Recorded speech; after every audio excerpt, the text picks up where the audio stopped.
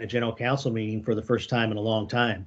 So I hope we will continue to look at tools like these to expand participation from our membership in our travel governance. I would also say though that the COVID relief and thinking about COVID has gotten me looking at what a lot of other tribes do. And Lisa and I were talking about this yesterday because we were on the Choctaw website, and they have like a technology allowance. They're helping their tribal families and tribal members get computers because they recognize that a lot of work and a lot of participation these days is going to be done online.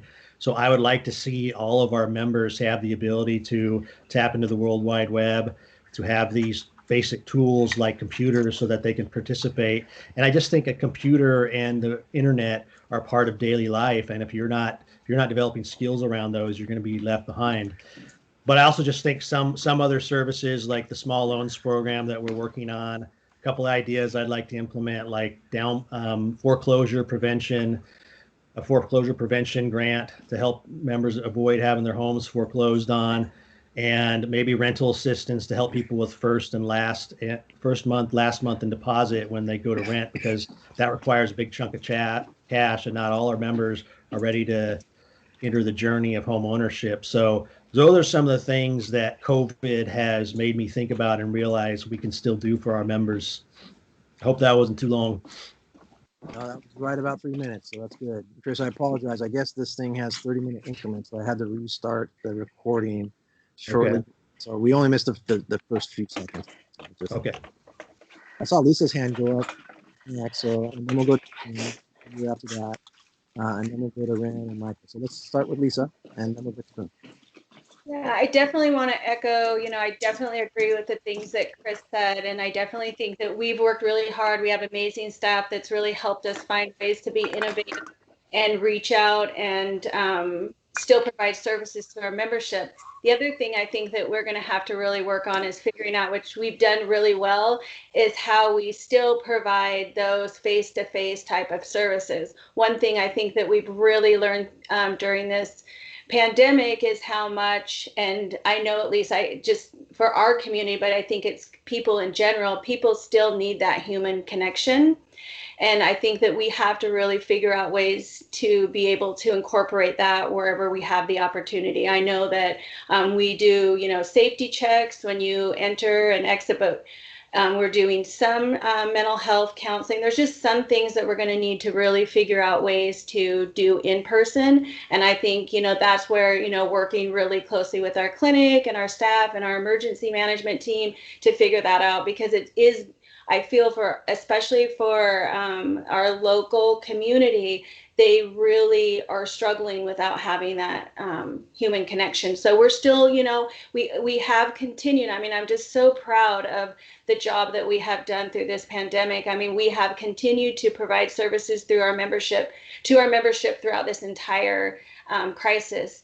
And we will continue to find ways to do that. And it will be through technology, but it really is important to me that we figure out ways that we can safely still provide some of that in-person opportunities for contact as well. So thank you. Thanks, Lisa. Boone, let's go to you. Sorry, Boone, you're on mute. Good now? I'd like to piggyback a little bit on what Chris said, because I absolutely agree that, unfortunately or unfortunately right now, we're really having to rely on technology to interact with each other at this point. But I'd also like to see, because I think somebody else said that, we've had a lot of more participation in council meetings right now with people that can now come and visit from out of state. So I'd like to see a little bit of that come from, even if and when, hopefully, we get back to what considered normal when we can go to a council meeting, that we also have that video chat feature. We add that into council members so other, members from out of state can come.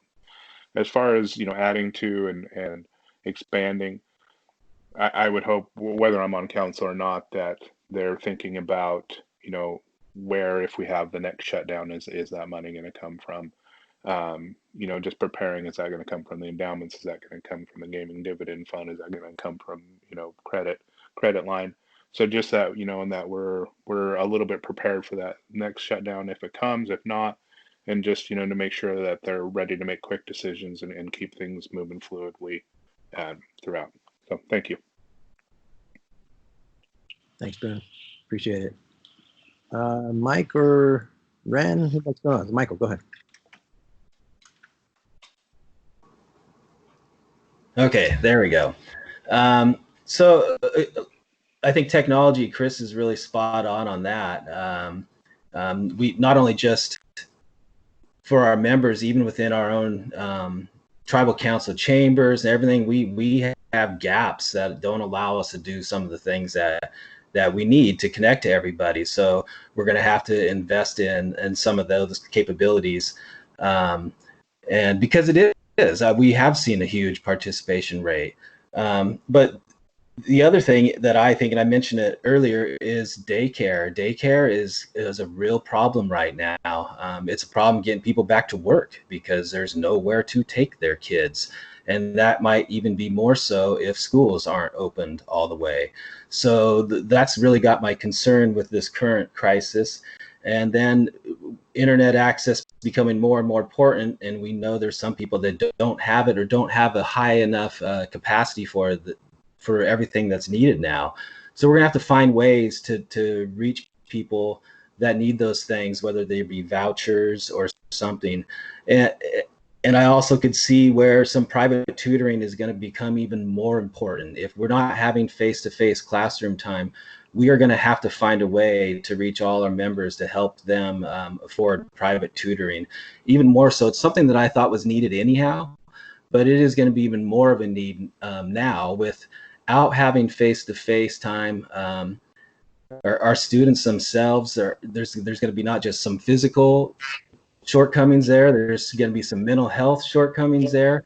So we're going to have to find a way that we can reach all those kids and help them out and find a new way forward. Now, the great thing is kids are pretty resilient. So I know I have my son here with me during the summer, and he's they're kind of used to connecting online. So although they miss the face-to-face time, they still have some connections they've been able to maintain. So we're gonna have to find ways to keep that. And with that comes the equipment. So some of our families are gonna need laptops. So I think that's a good use of COVID funding, is to find ways that we can either help through vouchers, through Google's platforms, something to get those in the hands of the kids and the families that need that. And I think that's gonna be very important.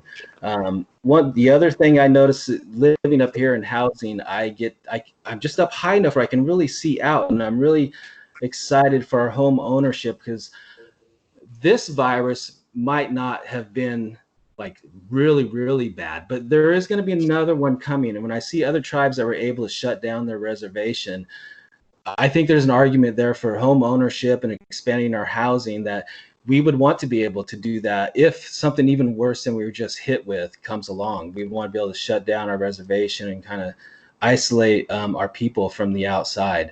So those other tribes are able to do that. We're not, because we're kind of patchwork. But we did settle on a site for the home ownership. It's the Rizou property. And when I look up from where I sit, that kind of wraps around all the way to Grand Meadows. And it really sets up our community where we could really start kind of filling in some of those areas, purchasing some of those lands, and really kind of consolidate our housing. I think that's going to be just as important. Thanks, Mike. Ren, any ideas on your end for a post-COVID world? You're on mute, Ren, if you are speaking. How about I can unmute you, I think, Ren. So let me do that. Or no, I can't. Do we still have you? It looks like you're connected, but I'm not able to unmute you.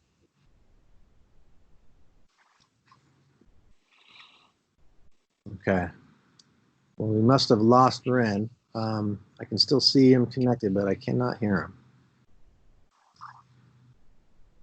So we'll if Ren joins again, we'll let him try to get an opportunity to share some thoughts on this as well. But let me turn it over to the audience to see if there's anyone else that has any ideas. Questions, I should say. Any questions from the audience? Looks like Kathleen and Barbara are typing a question. She's got one.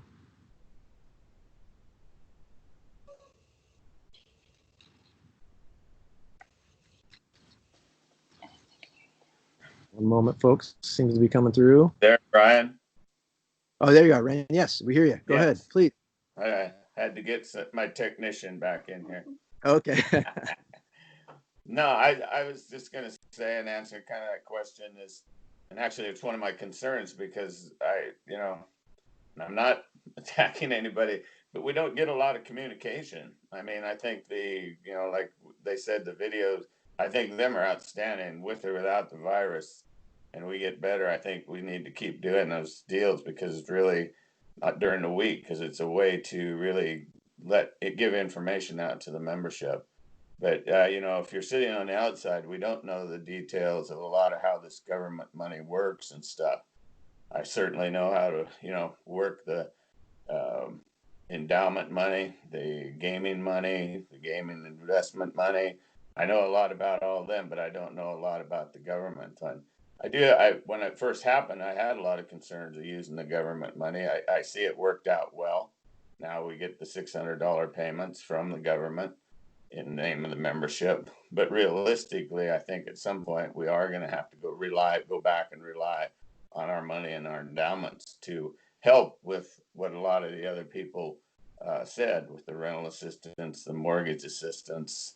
And I think you're going to have a lot of people depressed over this issue. And we really don't know.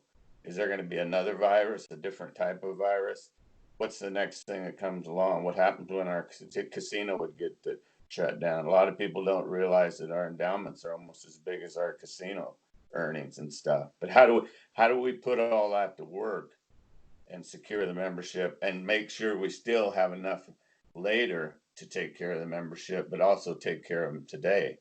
We don't want to see people losing their houses or evicted from places they're renting and stuff. So, of course, we don't know all the details, but I know one thing: we can't become dependent on government money, because you don't know from who's going to be the president. You don't know who's going to be there distributing this money, and you certainly can't count on that money every time. We're going to have to deal with, and it really led to our success, and that's our endowments.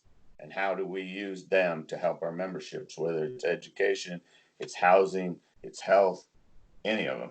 But we're going to have to sit down and do some work in them endowments, and certainly don't destroy them, but we have to put them to work at some point for your membership when we got these things. Because like people say, there's going to be another virus, and we don't know. We got to get by this one first. So without knowing any more details about the government money and stuff, that would be one of the things I think needs to be done, the work done on endowments, to see how we can put some of that to work. Thanks, Rand. Appreciate it. Glad your technician's there and we got you back on. Well, I'm gonna go ahead and mute you, Rand. So, and I think I might be able to unmute you too from now on. So, oh no, I can't. Oh well, but I've got you muted now. Sorry. Okay, let's go to the question we have from Kathleen. Those of you that are on a computer can see it, but I don't know if all of you are on a computer, because Skype you can call from a phone. So the question is, what was your position on the recent split sibling amendment? What did you do to try to create solutions for our split families, or what would you do maybe to try to create solutions for our split families? So that's the question. What was your position on the recent split sibling? And what would you do to try to create solutions for our split families? So I see Michael's hand up. So let's go with Michael first, and then we'll go to Lisa. Looks like she had unmuted. Or do you have a follow-up, Lisa? I don't have a follow-up, but I got kicked off, so I got back on. So I could not hear what the question was. I apologize. All right, let me repeat it then. It's in the chat, if you can get in the chat, but it says, what was your position on the recent split sibling amendment? And what would you do, or what did you do? What would you do to try to create solutions for our split families? And so I see Boone's hand. I saw Michael's before. So let's start with Michael, and then we'll go to Boone, and then we'll come back to Lisa, Chris, and Ren. So go ahead, Michael. So the recent split sibling amendment was actually something that I brought up during my campaign, and I thought it was a way of trying to get out of the different sides and positions everybody had, and just focus on what we really were trying to accomplish, and that's to get these siblings that aren't enrolled. And I thought it made the most sense. I thought it didn't affected everybody the same. So if you had a sibling that wasn't enrolled and you were, that we would treat that equally. And I thought that was as simple as we could make it. And we were really, really, really close to getting that passed. Still want to do more on that. And I still want to find solutions, but we've really kind of exhausted a lot of the different ways of doing it. Short of, I think we're going to probably put it out there as an advisory vote. I don't think those are completely settled yet, but I think they're pretty close. I feel safe saying that that's probably one that'll go out for an advisory vote, is a parent on the roll, removing that. But those efforts have never been successful in the past. So I think it's going to take everybody to really focus and just want it, plain just allow it to happen. And until we get everybody on board with that, it's that 67% is really, really tough. So some of the issues around enrollment around these same type of things, the work that we did on the restoration roll corrections has helped in some of these situations. And I know that was really big. And for some people to have their siblings enrolled. So hopefully we can do more. I just think it's a really, really sad scenario. I worry that just rolling it out there as parent on the roll will get enough support. I hope it does, but it hasn't been successful in the past, and I hope it will be this time around. Not sure when that's going to come about. That'd probably be the next cycle for an amendment. And hopefully we get like 75% that say, yes, let's do this, because we had over 70% for the split sibling advisory vote, and it still didn't get enough. And I know there were some people that didn't like it and somewhat campaigned against it. But I think if we roll it out again, maybe this time it'll pass. Maybe we're moving past some of those things and we can get this done. Thank you. Thanks, Mike. Let's go to Boone.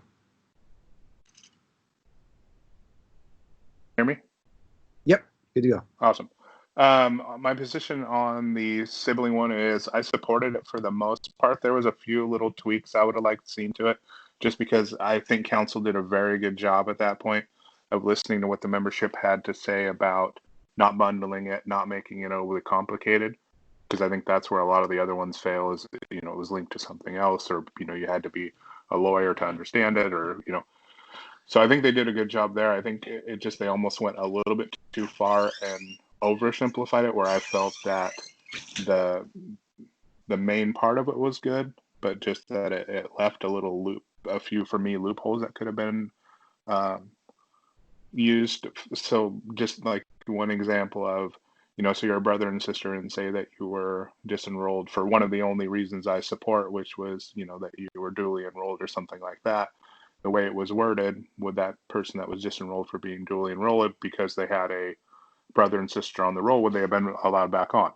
So just a few tweaks, and I think unfortunately with the government shutdown at that time and the mistake on the voter registration form, I think it would have passed. So I'd like to see that one with a few tweaks maybe be pushed out again. Or I also have heard and agree with Michael and have heard that from a lot of other people with the parent on the roll. That's another one that I would support and get behind. So thank you. Thanks. So Chris, Lisa, or Ren, who would like to go next? Lisa. So you're on mute, Lisa. Real quick. Sorry about that. I think what people have said, I definitely supported. I too ran on the split family, supporting that.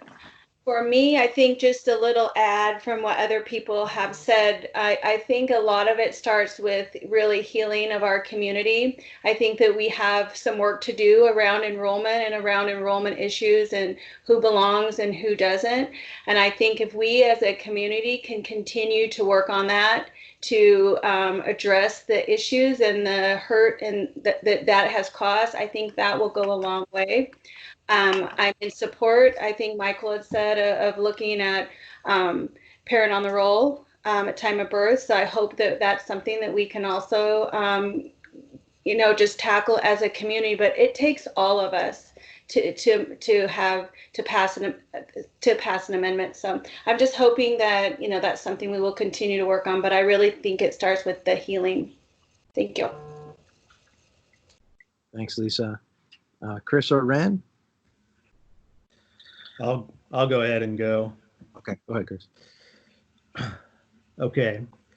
So since the 99 Amendment passed 21 years ago, we have made 4 different attempts to help resolve some of the unintended consequences of that amendment. We did a constitutional amendment in 2008, constitutional amendment in 2011, constitutional amendment in 2019, constitutional amendment in 2016. Sorry for the lack of chronological order there. I have supported all 4 amendments every time, and I've been public in my support for them. I've supported them when they were bundled. I've supported them when they weren't bundled. It gets really tough to preside over something that has lost each and every time, especially the last time, which was heartbreaking. It was so close. So I don't want to give up on this issue, but I want to be able to move forward with something that has a realistic chance of passing. Because the split family amendment last year, we knew had met that constitutional threshold for support based upon the advisory votes. If we move forward with parent on the roll at time of birth, and I have no problem with that, I would need to see what kind of support it has before I would support moving forward with the constitutional amendment. Because if it's 50-50, which it didn't fare that well 3 years ago when it was advisory vote by itself, although there were other enrollment issues. If it's 50-50, that's hard to support, because whatever you propose, it has to have a super majority support. Because in any election, 66%, whether it's an issue or whether or not you're a candidate, that is overwhelming support. So whatever you put forward has to have that level of support. And if it's there, it would be hard for me to justify not moving forward with it. But as someone who has presided over 4 different losing efforts now, I'm very cautious in how I want to approach this, because I would just remind people, constitutional amendments, you have to sign up for differently. It requires a little bit of initiative on the part of voters. Yeah, we've got Facebook polls that show support for something, but keep in mind, the actual vote itself is anonymous. It would be hard for us not to move forward with this amendment without letting people know how many more additional tribal members that would add, and what kind of financial impacts that would have. I think that's something we have to provide members to help them make an informed decision. So it's a little more complicated, I think, than I'd like it to be, but I've got experience now dealing with it, and every time it's failed, it's always made me second guess, what can we do differently? And having these advisory votes at least gives us the equivalent of a poll and knowing what the support is. But I would need to know that the support is close to that 66%, hopefully over that 66%, before I could support moving forward the constitutional amendment. Because otherwise we're just wasting people's time. Okay, thanks, Chris. Ren, hopefully your technician's there to help you get off mute. I will try again. For some reason, I can mute you, but I can't unmute. So let's give Ren a moment here to unmute.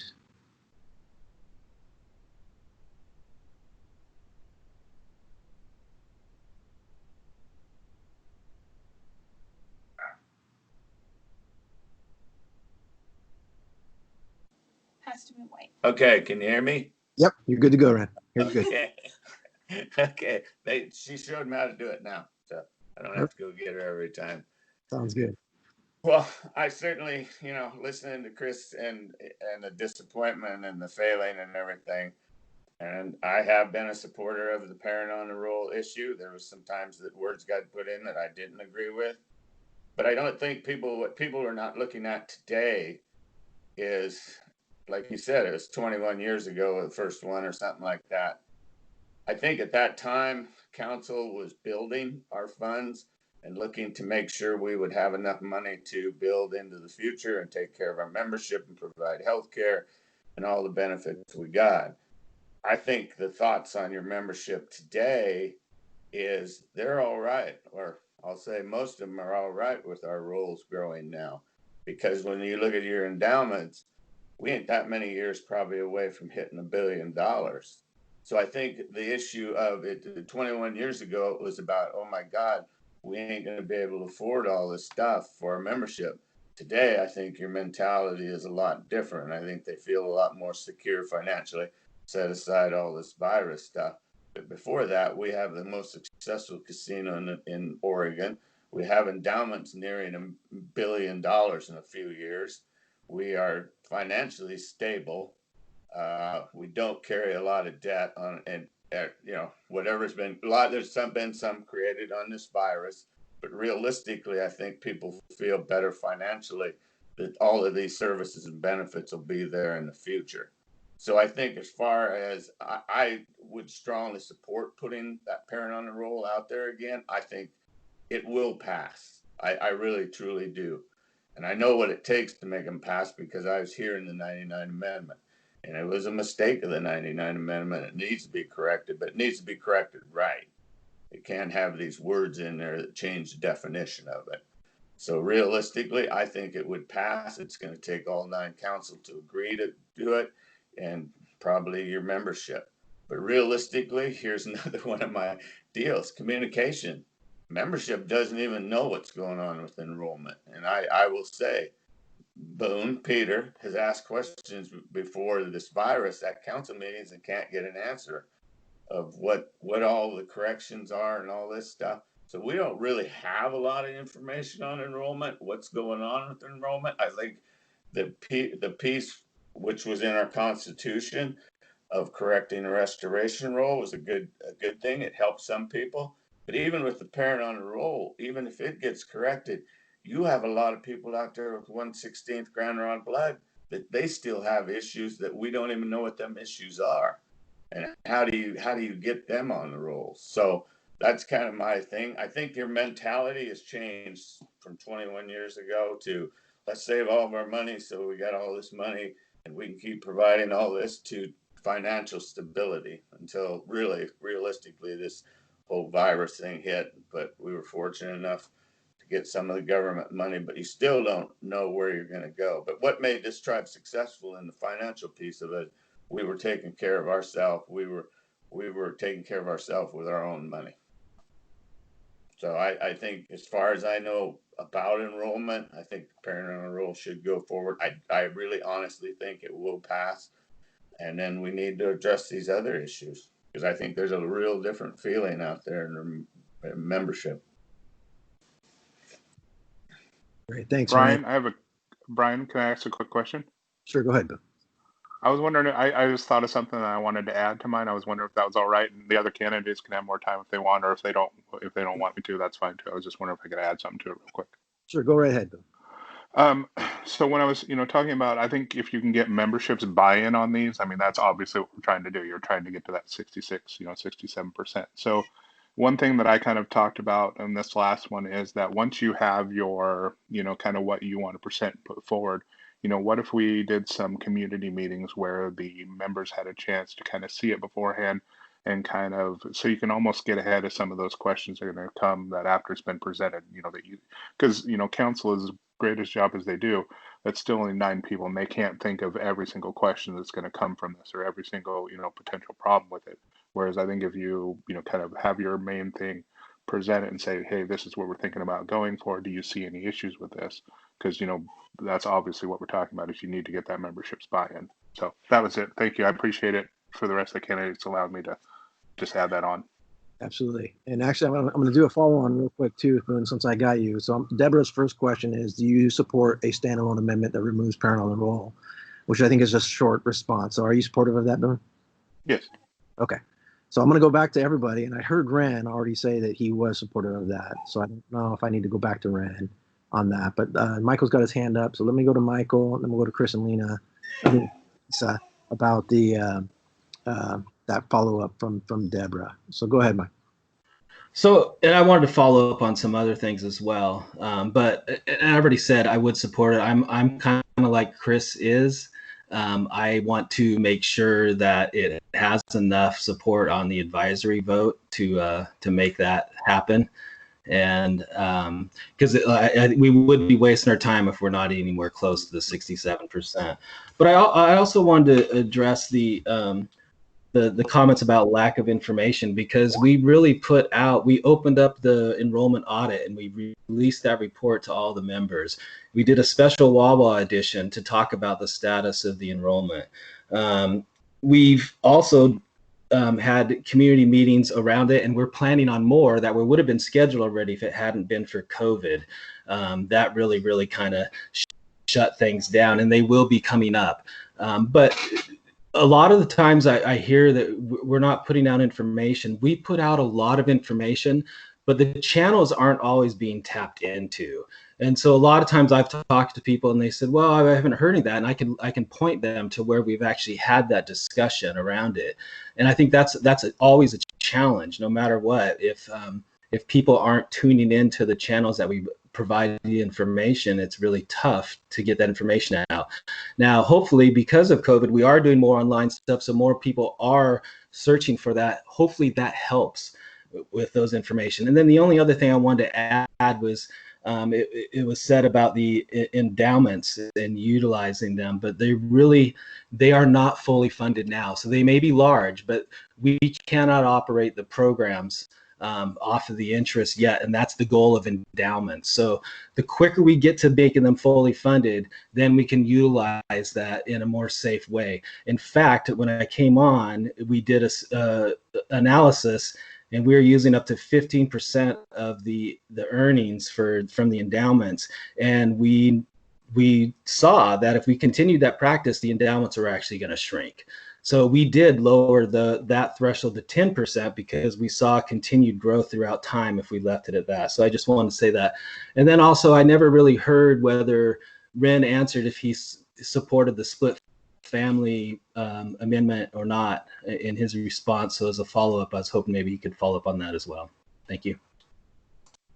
Thanks, Michael. Yeah, I'll go back to Ren in a second, but let's get to Lisa and Chris. Who'd like to go first on Lisa unmuted. Go ahead, Lisa. Okay. I think I mentioned when I spoke earlier, but I am 100% in support of that being an advisory vote. And for me, whether or not, I think advisory votes, people may or may not actually vote them or support them. But either way, for me, I would love to see us work on this as a community and come together, do the education, do the work, and get it passed. So I'm in. Thanks, Lisa. Chris? I hope that we include it among the advisory votes this year, and we're hoping to make a final decision on that next week because not everyone on council had responded to the survey that we'd sent out. If the support is there close to the constitutional threshold, then yes, I would support moving forward with it. But I need to know that the support is there. And I would also point out, and Ren alluded to this in his answer, we've still got a different group of families adversely impacted by the 99 amendment who they need their situation to be resolved as well. And that was where I think previous efforts to move forward with the parental time of birth stalled, because it was put out there as part of a multi-step effort to resolve the 99 amendment. But then you had people who were non-committal about trying to help out some of these other families impacted by the 99 amendment. So keep in mind, you're going to want those people's support to improve the chances of the parental enroll at time of birth.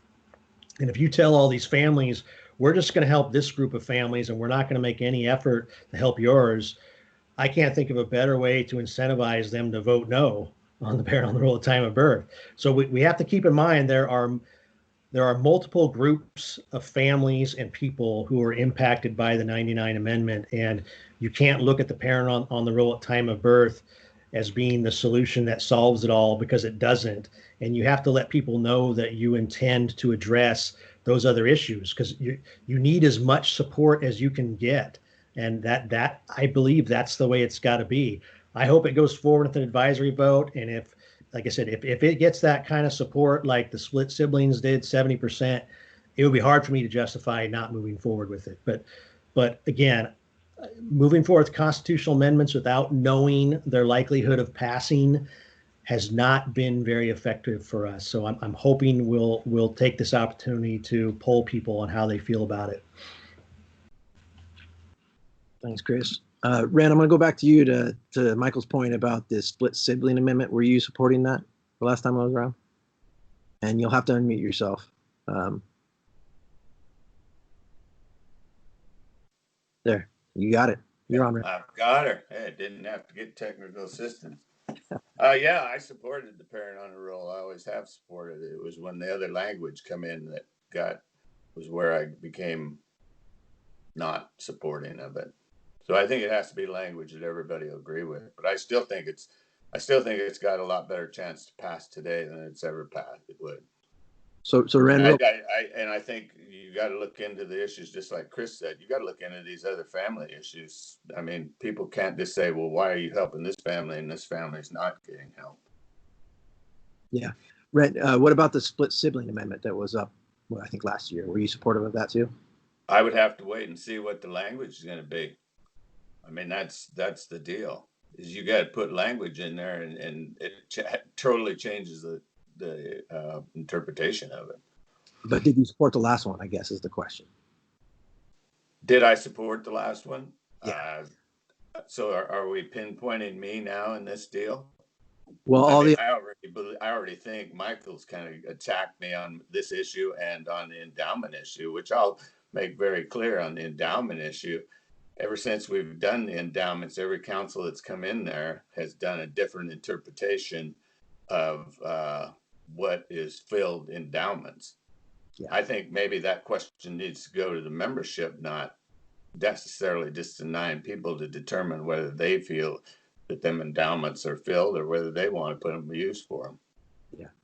And so Ren, to be clear, I'm not trying to attack. I'm just trying to make sure that all the candidates answer the question that was posed. And I think Mike just pointed. I don't believe I supported it last time. Okay. Thank you. That's all I asked. Thank you. Appreciate it. Okay. Let's go to Deborah had a second question, which is a good one. And so it's on here as well. So what will you do on tribal council to help diversify our economy, our businesses, our portfolio business ventures? Ren, do you want to start or since I've got you on mute, or let me look to others. Anyone else want to start on that one? Chris, so I'll go ahead, Chris. Ren, I'm going to mute you. Okay. Well, so I'm going to answer this just with a caveat, telling people that this is definitely not my area of expertise, but I think we've already taken that first step by hiring an economic development director, and he is in the process. He is almost always vetting ideas and looking at ideas for potential revenue streams other than gaming. If there's anything I could urge people to do it's be patient, because one thing I've learned so far in working with Bruce, and Bruce is a very, very smart guy, is that a lot of ideas get brought to you and considerable time and effort is put into evaluating them, and then they just don't pan out for whatever reason. So you have to be cautious, because we've been burned by some of our investments in the past. But if there's anything I would do, it would be patient and be smart about the type of investments you make, and know that not every opportunity that looks really good when it comes in your door is going to be a good idea to invest in. So I think we've already taken that first step by hiring Bruce, and I like a lot of the ideas he's brought, and I haven't it's been a little disappointing that not every investment looked to be as good as we thought it was when it first came to us. But I also know that that's just part of the process. So I guess I feel like we've already taken that first step, and now you just wait and vet the ideas as they come to you and rely upon the expertise of the people that you've hired to help guide you in your decision making. Thanks, Chris. I saw Boone had his hand up first, so we'll go with Boone, and then Mike after that, and Lisa. So I want to agree with Chris that hiring Bruce back was an excellent idea. I actually sat down with Bruce last year as part of my run just to discuss with him, kind of what he had in the works, and I know that there was clinics talked about and a few other things. It's hard because a lot of people want another casino type thing, another thing that's bringing us in, almost something that could replace it if it was to go. And there's been a lot of, and I don't put this on this council anymore than I do on any other, because there's been a lot of different iterations of councils over the last 25 years since we've opened the casino. And I've yet to see one of them come up with another thing that makes us, that nets us, 70, 80, $90 million a year. There's just a lot out there. So it's definitely about, like Chris said again, vetting these things, looking at them, and being patient and trying to find them, because it's just, unfortunately, there's just not a lot of big ones out there. Some of it's just little stuff. But I think Bruce will do an excellent job, and I'd like to see what he comes with over the next, year or two. Thank you. Thanks, Boone. Go ahead, Mike. You're up next.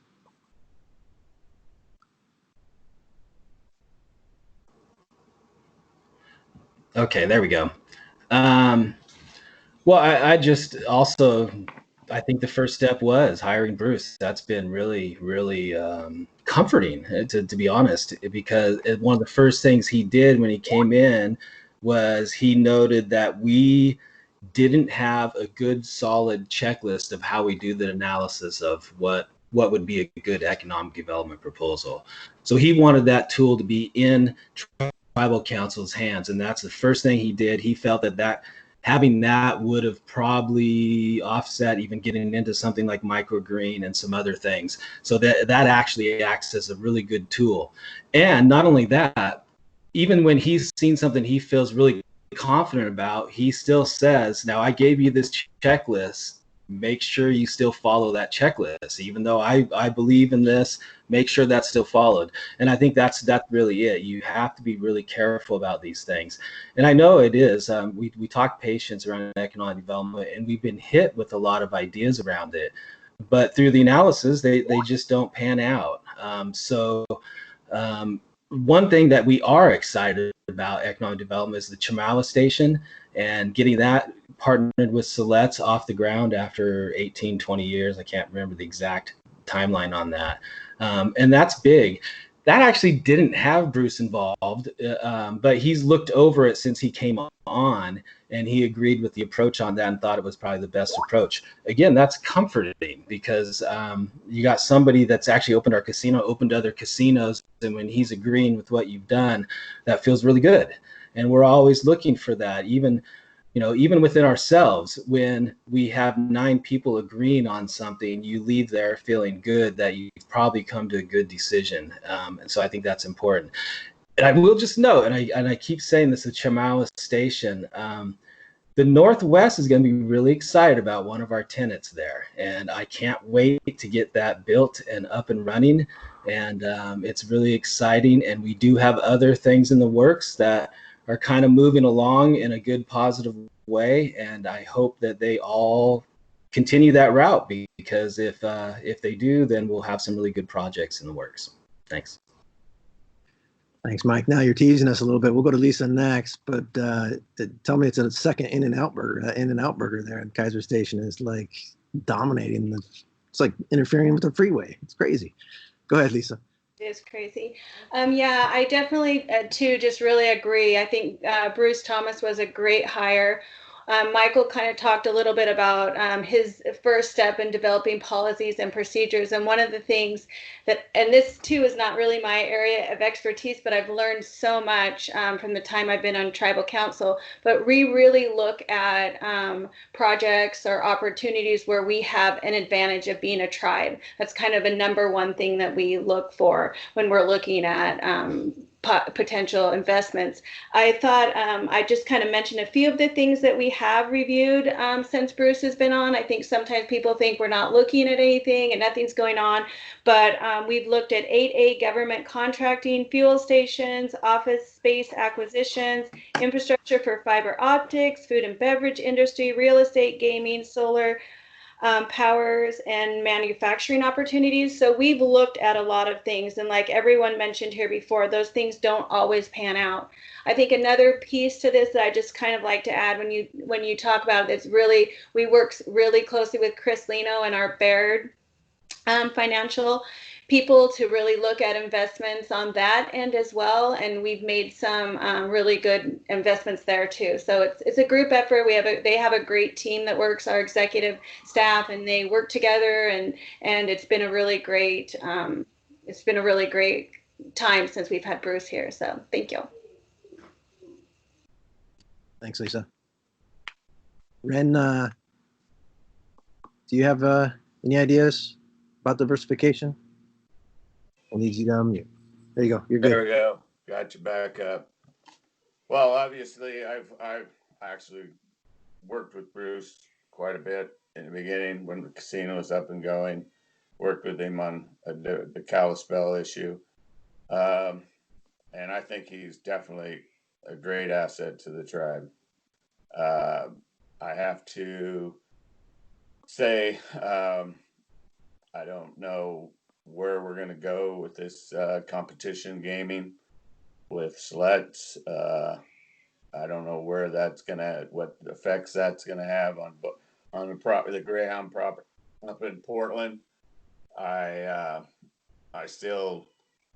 think that council needs to, I heard people run on it, that when you bought these big acquisitions, you were supposed to have a plan for return and all of that. But I seen the Blue Heron get purchased with no plan, no return. I mean, I think that those are the types of things that the membership should have input into. And I seen, we tagged culture on the Blue Heron. And certainly we've got cultural ties to it. That's no doubt, not necessarily the mill, but the falls. But are we going to have a return for that investment? And I'm not the only person probably out here in the membership right now saying, what could we have done with that $16 or $18 million from this coronavirus situation? So as far as moving forward, I would have to guess there's going to be some opportunities out there. I think Bruce will be looking at a lot of them. Like Lisa mentioned, there's a lot of things that come across the council's table. When I was there, I mean, everybody thinks we got money, and everybody is always bringing projects there and everything. And some of them look good, and some of them look bad. Obviously, microgreen turned out to be very bad. But you just got to have somebody there to take a good look at them. And I think we got a great guy there to take a look at them. I do wonder though, why, and I seen it advertised there for a position up there to oversee the Blue Heron mill or something. And I was just wondering why Bruce is not doing that, taking on that role. Just a question, but I think there will be some opportunities though with the way it is. Obviously, we see, if you watch the market's almost ready to set a record for coming back. So I think there's going to be some opportunity, and I think we got the financial support, and that's the ones we really need to find, is the projects out there that all 9 council can agree on, and you can go into the endowments and use your money and invest and get your money back and earn the interest money. That's what grew them endowments where they are today. Thanks, Rand. Appreciate it. So David has a really good question in the chat. It's a little long, which I don't mind. But so if it's all right with David, I'm going to go ahead and summarize, I think, the question. But those of you on the computer, you can go ahead and read the full extent. But it's a very good question. It's essentially, Would you, as tribal council, be supportive of elevating major purchases or investments or use of our endowments to an advisory vote and or a supermajority? Because right now he's right that a simple majority council can make major financial decisions. So would you be supportive of including the membership and advisory votes of that, and then increasing the supermajority or the requirements before making certain threshold, and there can be a threshold established, certain large investments or purchases.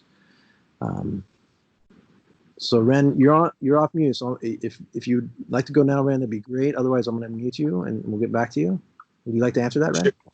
Sure, I'll go. I mean, I kind of mentioned this last year. So what you're saying is that a membership would have an advisory vote, would do an advisory on major purchases. Like, I'll just use the dog track and stuff like that. That's the okay. Just from my experience, I think years back, you probably, when we were in the mentality of building, but now, like I said, we're almost up to within a few years of having $1 billion in our endowments. I certainly believe that it's the membership's money. It's not necessarily the 9 people that sit there and make the decision on it. I certainly would support an advisory vote. You have to have that threshold, but looking from my experience on council, you can't have it so encumbersome that you miss an opportunity or it slows down your government to a crawl waiting for an advisory vote. So it would be it's a balanced situation, but I would certainly think at this point your membership deserves a voice in the major purchases and what you're going to do with your money. And I always think that basically, if a person's sitting on council, would you make that same vote if it was just your money going into this project? But it ain't your money, it's the membership's money, and that's what you're representing. But like I said, you can't make it too encumbersome because you could actually miss the opportunity of a lifetime. But you can't slow the government down. But I believe the membership, we need an advisory vote. And eventually maybe it even goes as far as you need a vote constitutionally to change it. Other tribes do it, and I think we could do it too, or we deserve to. And that's mine from experience of being in council and now being on the outside. Thanks, Ren. Appreciate it. I had Boone had his hand up first, and then we'll go to Lisa. Boone, go ahead. Hey, Brian, can you repeat that question? I actually got kicked out for a minute, so I had to. Yes. Okay. Yeah. So it's essentially a question of whether you would be supportive of advisory votes for large investments or purchases to the general membership, and potentially elevating the standard by which council would need to actually make those investments. So a supermajority of council, for example, for certain threshold investments. I don't know, over $1 million, let's just say. Yeah, so short answer, yes, because I actually, during my run last year, posted that question on Facebook, both of those questions on Facebook to the members, of, whatever that threshold is. I wouldn't want it to, for personally, because I agree with what Ren said, is that you have to be very careful that you're not slowing things down so bad that, that you're voting on everything and limiting the tribe's ability to do business. I think if, whatever, I think that threshold should be put out to the membership, say whether it's 5, 10, 15, 20 million, whatever that is. And then can you remind me of that second part of that question? Sorry, I didn't get a chance to write it down.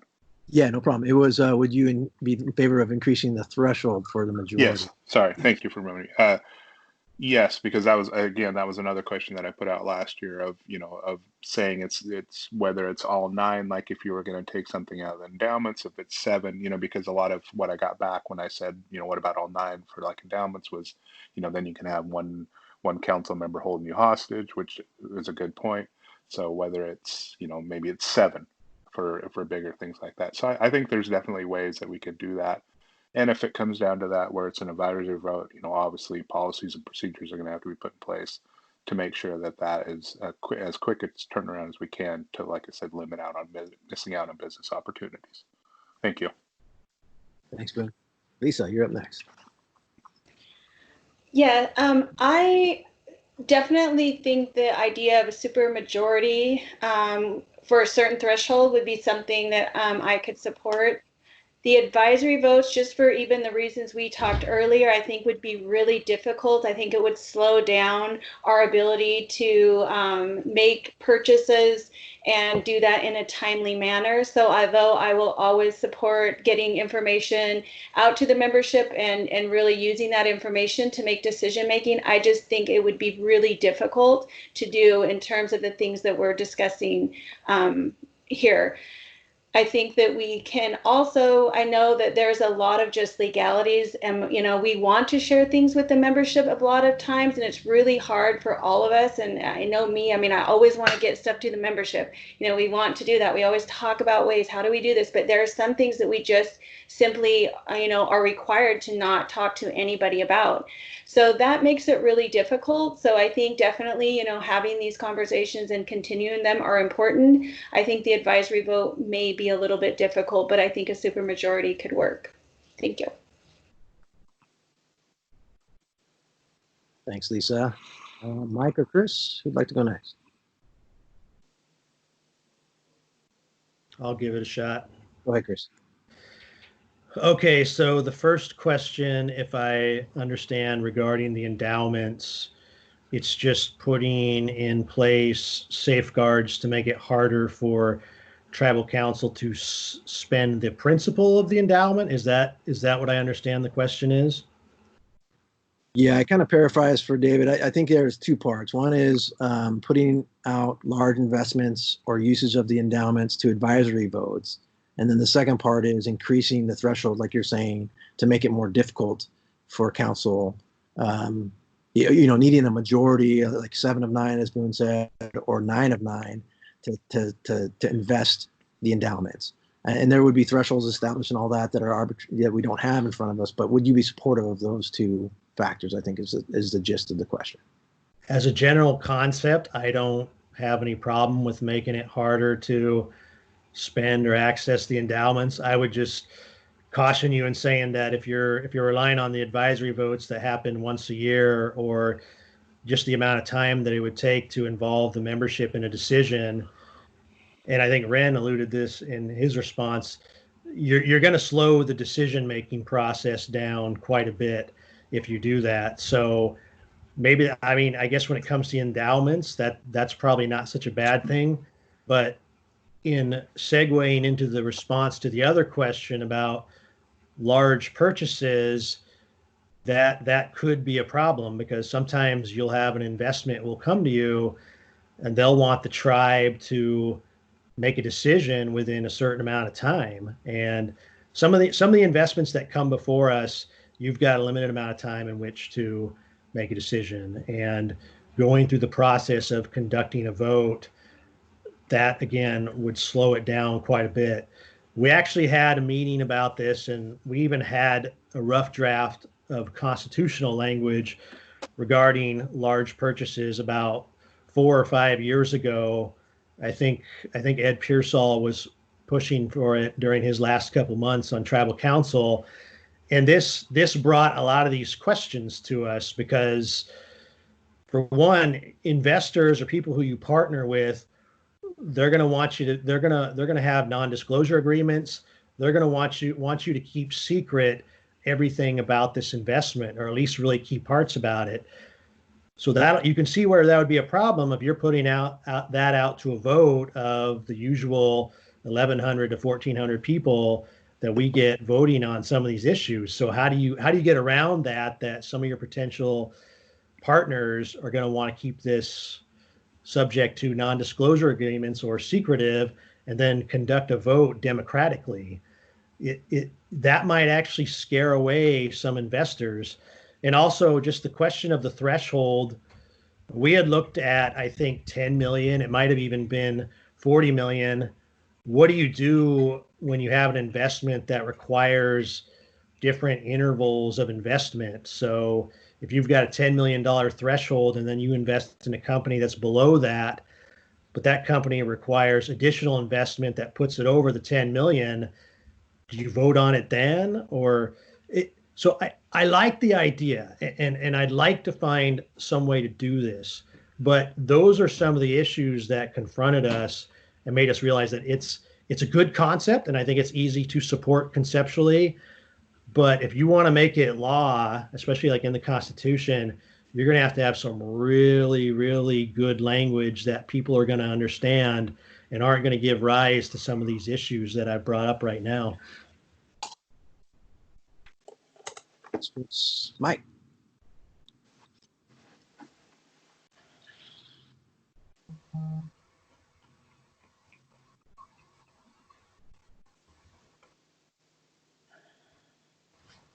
Go ahead, Mike. You're up.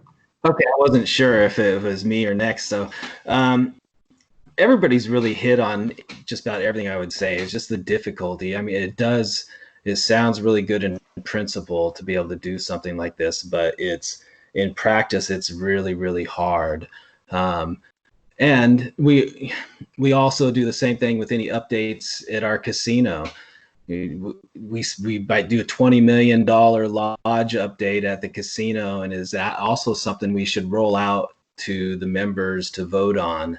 It makes it really difficult, and I think Cheryl's always told me, and I kind of follow along with what she says, that the members have elected us to handle those decisions. And I think in practicality, it is kind of the only way you can do it, because for all the reasons that were listed previously before me speaking. So definitely, I like what Lisa said, trying to communicate them with the members. Even that is difficult. I mean, I did a teaser on what's going to be opening up, but we can't really announce that yet. So there's just a lot of things that make that a good idea in principle, but just really, really hard to roll out in reality. But I would definitely be supportive of talking about long range things. And I just want to note, we didn't use any of our endowments for the Blue Heron project at all. That's not something we have. And I actually was under the impression that if we were going to tap in endowments, maybe it's just an unspoken rule that we did already have to have all 9. So maybe that's not something that's in ordinance, it's just a practice. But that was my understanding. Thank you. Thanks, Mike. Appreciate it. Let's go to the next question. Hey, Brian. Yeah, go ahead, Ren. Going to Michael's last comment there, I did want to clarify that. Is his question, he wants to change it from 9 to just a supermajority? Because that's right, it is 9. And that's why the money couldn't be used from the Blue Heron, because a couple different councils disagreed with the purchase. So the money couldn't come out of the endowments and it had to come out of gaming dollars. But it was the question, because I definitely disagree. I mean, I think it should be all 9. It should stay all 9, because you can't have hands of 5 people almost $1 billion endowments. So I wanted to clarify. Yeah, no, I think and I didn't realize as well that it is already all 9 for the endowments, getting into the principle. So I think his question was to make it more difficult. So I don't think he was trying to ease the access to the endowments. So I think you answered it well the first time, right? All right. Okay, let's see. Next question is on term limits from Deborah Good. What are your thoughts on term limits? Would you support putting it out for an advisory vote? So Chris got up first, at least through the internet, and then Boone. So let's go with Chris and then Boone. Well, like I said, I always get reminded of my past position on term limits. I guess I would say if we had term limits right now, me and Ren would be eliminated, and it would just be Michael, Lisa, and Boone, or Pete and Peter, and they'd automatically get elected. So I had a very strong position on term limits, and I still do. And if the membership had voted in term limits years ago, I would have no problem walking away from this and doing something else. We did attempt a constitutional amendment on term limits about 5 years ago. I think it was one of those term limits that narrowly failed. I want to say it was within a few percentage points. And I would have been perfectly okay with that. I have no problem with people reminding me of my position. And I will just tell you that, I came back from Michigan. Obviously, Ren retired and he's come back. You do this position and you grow to love it, and you get attached to this community, and you really love what you do. It's not something that I want to do indefinitely, but if the membership were to actually pass a constitutional amendment enacting term limits, I would vote yes on it. I would have no problem with that, because I believe in a rotation of fresh leadership and fresh minds. You do lose the experience with that, but I would have no problem implementing it, even though I am looking at my 6th term. If I was precluded, if it was illegal for me to do that, if people told me, Chris, go do something else, I'd be perfectly okay with that too. Thanks, Chris. Boone, you're up next. I'm a little bit like Chris, that in the past, I've been for term limits. The more that I've seen, and especially over the last few years where you've seen that it's been, 9 people running. The first year I ran, and then last year was 7 people, and then this year is 5 people. Chris made a good point that if it was for term limits, we wouldn't even need to run an election. The 3, like I said, Lisa, Michael, and myself would be on. So I'm kind of hesitant for the term limits, because I think there's already, as we've shown, there's a limited number of people that are willing or able to do this job. And so to further put more limitations on that, I would just worry that you would almost at some points not have enough people. As far as, and again, I'm with Chris, if the membership votes it in, then so be it. But the only thing, and another thing that worries me about term limits, is that you lose out on some of the different age groups, because I can say for myself, I had certain milestones that I wanted to meet before I ever even thought about running for council, and then I've reached those, and that's why I'm doing it. But it's hard for somebody like me, being in a technologically driven job, that it's hard to just walk away for 3 years or 6 years, say you can only do 1 or 2 terms, because you come back and everything's totally changed. So it's hard. So I'm worried that you would only get certain age groups, say, retirees or like that. And there's nothing wrong with that. Don't get me wrong, but I just feel that you wouldn't. It's hard for some other age groups just to take a break from their career for a little while. So that's some of the issues that I would have with it. Thank you. Thanks, man. Thanks, Ben. Lisa, Mike, Ren. Okay, Mike has his hand up. Go ahead, Mike. Yeah, Peter, I agree with you on that. Even for myself, I always said I'd probably maybe think about running for council when I hit 55. And of course, I did when I was 50. My goals are retire at 62. That is not changing. So I don't see myself being on council for a long time if I get reelected. So I'm kind of, in general, I have a problem with term limits, not just at tribal council, but at the national level too, because I've worked with some of these people, and some of their years of service have really helped out the state of Oregon and the people that they represent. Because once you've been around the block a little bit, you get an understanding, you're more effective. And even for me, my first 3 years, it's a fire hose of information coming at you, and it's a lot to digest.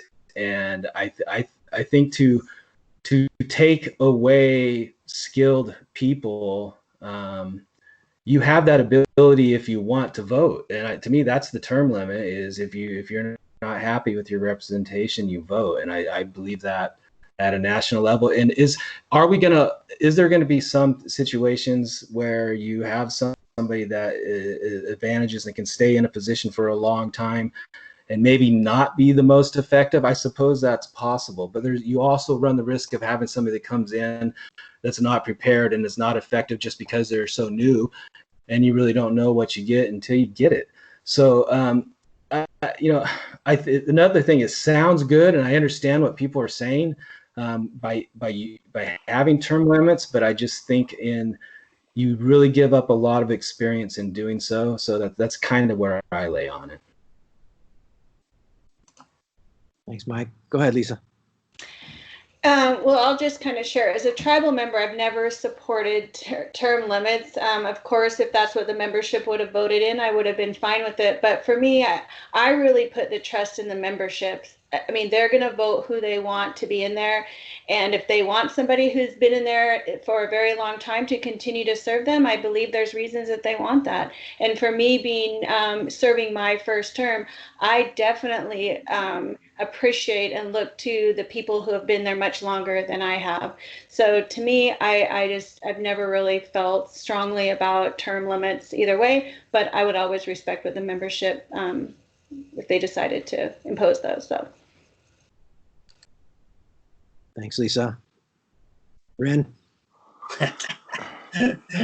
Oh, well, you know, from somebody who served for so long, and I had a lot of times I had the same position as a couple of the ones that spoke, that, you know, basically membership will vote and put yourself back in, put people back in there, and you keep that experience. But then, you know, and then after my time, and I stepped off in a couple of years, and I can honestly say I would support term limits. And the only reason I would support term limits is because, and I keep going back to the difference in mentality.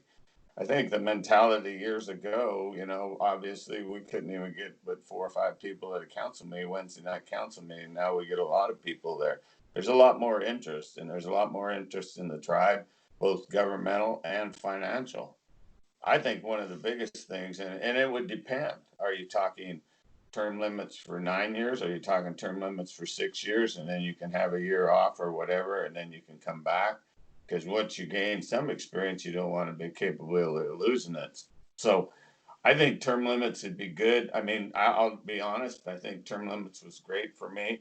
It gave me a different perspective on several different things, you know, on how out here in the tribe, enrollment, economic development, communication, technology of how we sit here and do this stuff today. I think it gives you a different perspective when you're sitting on the outside to go in here and look. One of my biggest things, and we actually kind of talked about this at one point, as one of the biggest wastes I see today is we got 9 council members, but we are educating kids every day. I mean, you guys are all a good example of ones that went to school. But then what happens, what allows you to have an outside job, but yet sit here and represent the membership too? Is there a possibility at some point, could we ever have 5 sitting council like to do your daily, day in, day out grind and go to DC and all those things, and then have 4 council that are educated and stuff, you know, because if we don't, we paid for a lot of these educations, but we're not making use to it unless we can put them together maybe as leadership someday, and then they could receive their stipend based on their time and stuff. So I think there's some things we need to look at it, because look what we have, 5 people running today, and look how many educated people we have put out there. Look how many scholarships we give a year. And so I think that it's really, we need to really look at it. But I can honestly say I would support term limits, only based on the idea you get a different perspective after you sit on the outside for a while. Thanks, Ren. That's an interesting idea. Chris has a quick follow-up, but I would share, just to build off of Ren's comment real quick, that, yeah, I think Jamestown S'Klallam is a good example where they have voluntary council members. The positions are voluntary, but the folks on there all have professional jobs, so they all work. So it sounds like you're suggesting some kind of approach like that, which is really interesting. Chris, you have a follow-up? Yeah, well, it's just funny because Ren actually touched on what I'd forgotten to mention, and that was stepping away for a year just worked wonders for me. Like when I came back from Michigan, I had a fresh perspective on things, and it allowed me to recharge. And then I was undergoing this intense education process. So I actually think I'm better off having stepped away for a year and done something else and then come back. I would also just add, because I saw this was one of the comments in the chats from Deborah Good, is that term limits doesn't need to be an all or nothing proposition. It doesn't need to be 3 to 4 terms, you're out. There is what you have in Oregon, even though, John Kitzhaber is definitely not the best example to use in this case, but term limits that require people to take a break, step away for a certain amount of time. So, and that's actually what was voted on 5 years ago with the constitutional amendment. If I remember correctly, it was you could serve 3 terms and then you had to step away for, I think, at least a year before you could run again. There are options.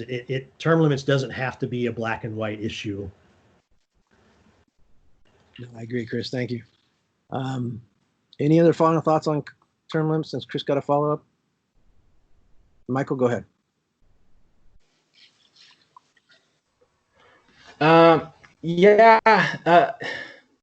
So when I came on council, I had my job at the casino, but I also had a side business that I did for bookkeeping, and there's no way I could do that side business and do this job. And it took me a couple months to even find somebody to take it over once I got elected. And it wasn't like it's a lot of hours, but I suppose it depends on how much you're willing to put in work into the job as well. But I like to read everything. I like to be prepared. And I'm just looking this weekend, I'm reading a 65-page report that Rob gave me about taxes in Indian country. And I just know I couldn't do it and to do the level of work that I'm doing now. So maybe I think somebody mentioned there's different levels. Maybe that would work. But I go back to what Peter said too. It's tough giving up your job when you're kind of in the prime of your money-making years to run for council. And then if even just normally without term limits, if you don't get reelected, you're back out looking for work when you already gave up a good paying job. So term limits could kind of touch and really, like Peter said, I think there'd be even less people. I think if we did something like that, it would be good if you had a job at the tribe, that maybe somehow you could come back to that job. We would also get more people running for council. But I don't know how that works, but I just know that's a big factor right now is the uncertainty of being in an elected position. And I think term limits only complicates that. Thanks. Lisa or Boone? Yeah, go ahead, Boone. I just wanted to piggyback a little bit on what Ren said, because he's brought that up before of, having like full-time council members there and then maybe like almost like a board style position. If we could find a way to make that work, because and I'm agreeing with Michael that, and both Michael and Ren, that, the more people that we can get in there, the better, and the more opportunities that we can give people to, give back to their tribe, the better. So I really like that idea. I've talked about that idea before, that from Ren, and if we could find a way to do that, I would really like that. Thank you. Great, Lisa.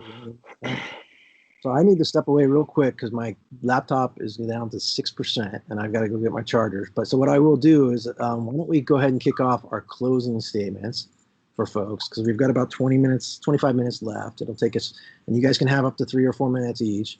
We'll go in reverse chronological order this time. So we'll go from youngest to our eldest. So Chris, why don't you kick us off with your closing statement and why folks should vote for you? And I'm going to step away from the camera and grab my charger so that I can save this and post it to Facebook once we're all done. So go ahead, Chris. Well, I didn't know we were going to be doing closing statements so soon, so I'm going to have to think on my feet here. Yeah, and thanks for pointing out that I'm the youngest. So I'll just say, I think that in all my time on council, I think people know what I've stood for. I've always stood for trying to increase communication, trying to increase the openness of our government.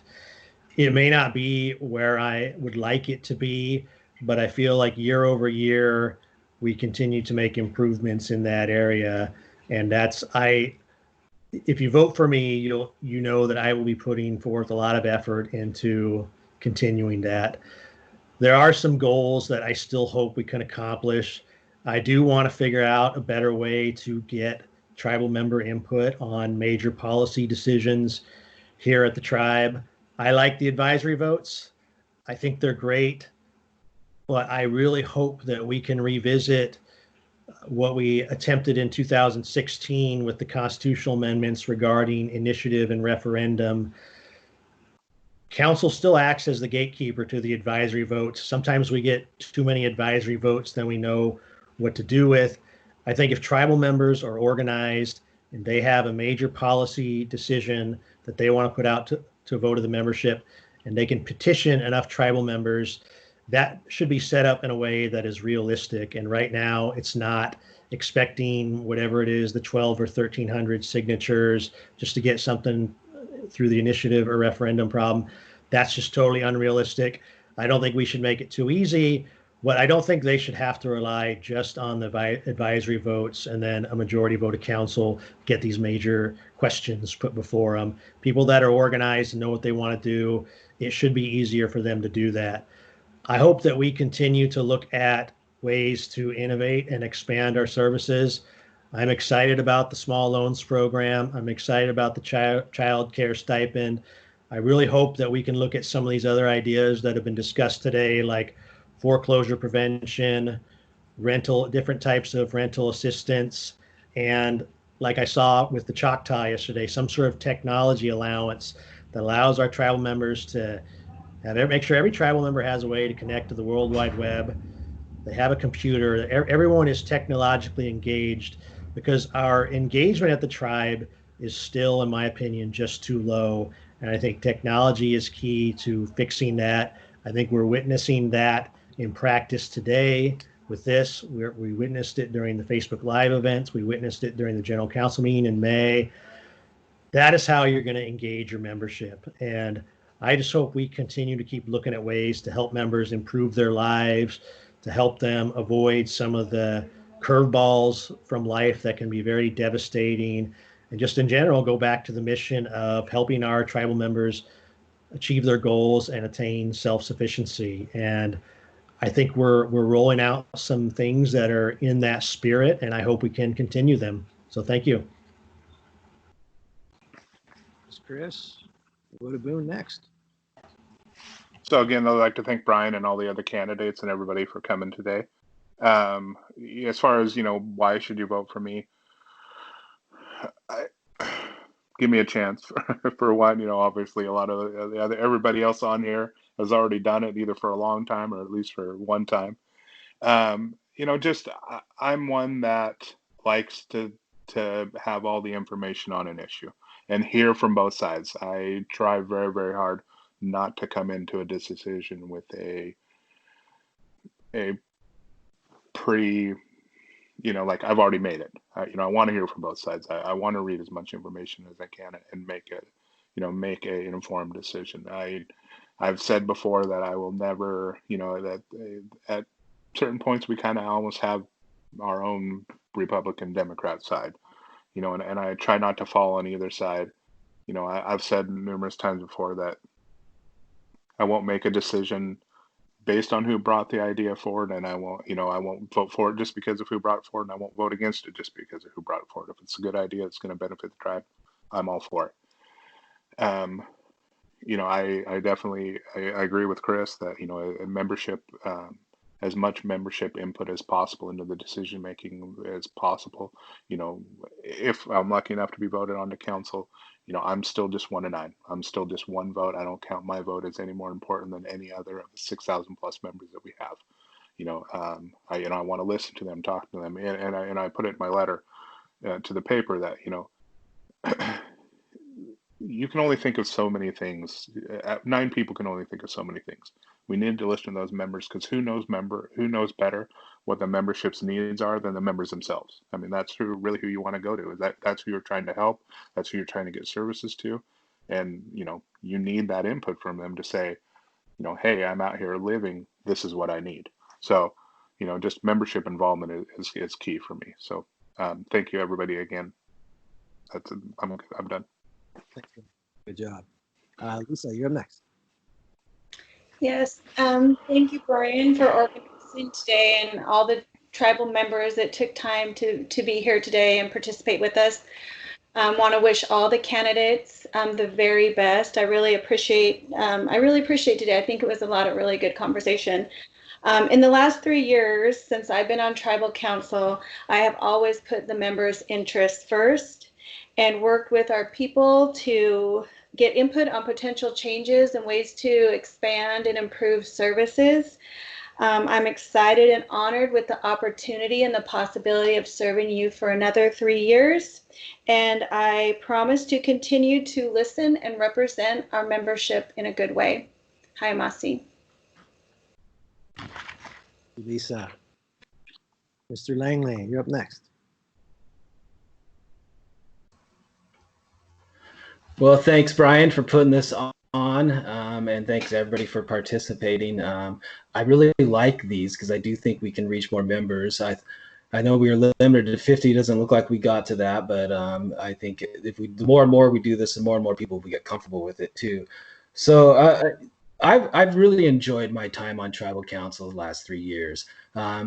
That's one of the things that I really appreciate is the ability to work together. We've really been able to put aside egos and come to got a lot of work. I know staff has related back to me that they've never worked this hard and we've thrown a lot at them. So I do feel like we've got a lot of accomplished. As far as communication, boy, I put my thoughts out there. I vote on every single tough issue. I don't avoid anything. And I'm on Facebook responding to people's concerns. I'm always listening. I live in housing, so we, as Chris probably knows, we get the drop-in visits to discuss things. And a lot of times I'll have people call me at weird times, and they'll always say, they're apologizing, but they don't need to. That's literally what we're here for, and it's what I'm here for. And the more I'm able to hear people, the better I'm going to perform for people.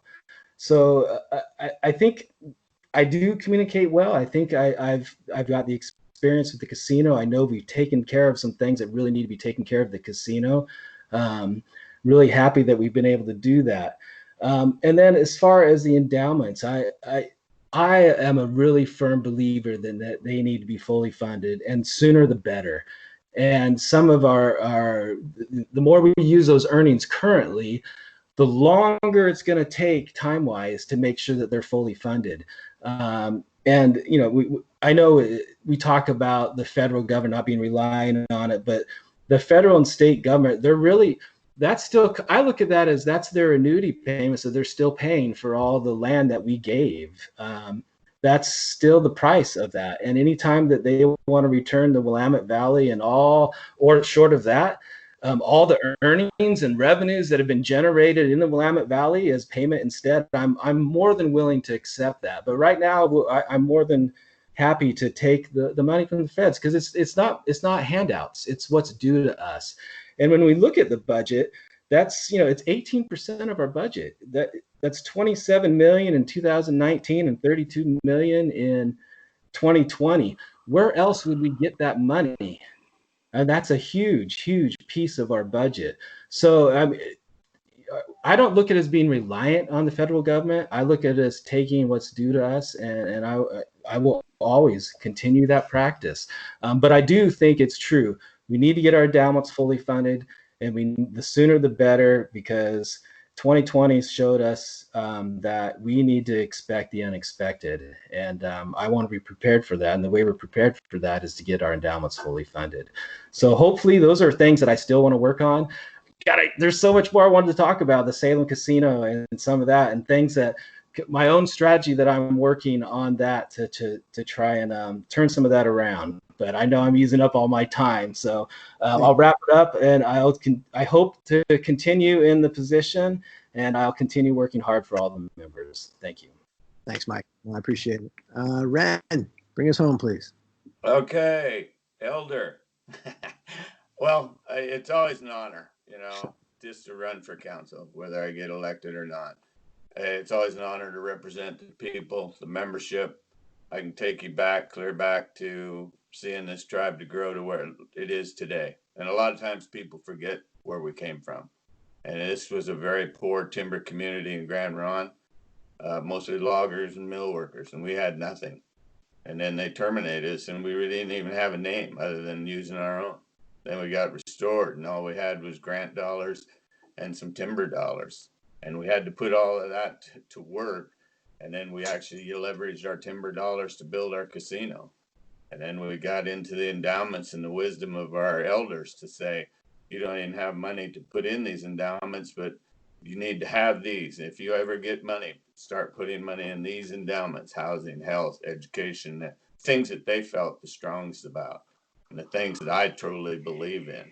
And I was very fortunate to serve with a lot of good tribal council people that helped build a lot of this. So it would be an honor to come back and serve another 3 years or whatever it was. It sounds like there's going to be a lot of conversation. I think I got a lot of experience and thoughts on, how to do it. I was there. I helped create a lot of the things that we have today: healthcare, education, endowments. I was there. I cast my vote, and I'm very proud of that. So to come back now and serve, and it definitely gives you a different perspective. As Chris said, it gives you a different perspective when you're off, and you look at things a lot different from the outside. And I think I'd love to bring some of these deals from the outside into council. This is not a job for me. It's a commitment to my tribe and the membership. So thank you very much. Thank you, Rand. And thank you to all 5 candidates. You guys all represented yourselves really well today, and I feel really good about the quality candidates we have in this year's elections. The tribe is really lucky to have you guys stepping up and running. I'm going to go ahead and wrap up the call a little bit early, just because I do want to spend a few minutes to get this posted to Facebook right away. Thanks to all the participants. Great questions, great conversation. Good luck to you all this week when you have the Tribal Council forum in GR, and good luck campaigning. Be safe this summer. Remember to social distance, wear a mask, and stay home if you can, folks, please. We're not out of the woods by any stretch of the imagination, so be safe. Thanks, everyone, and we'll see you all around. All the best.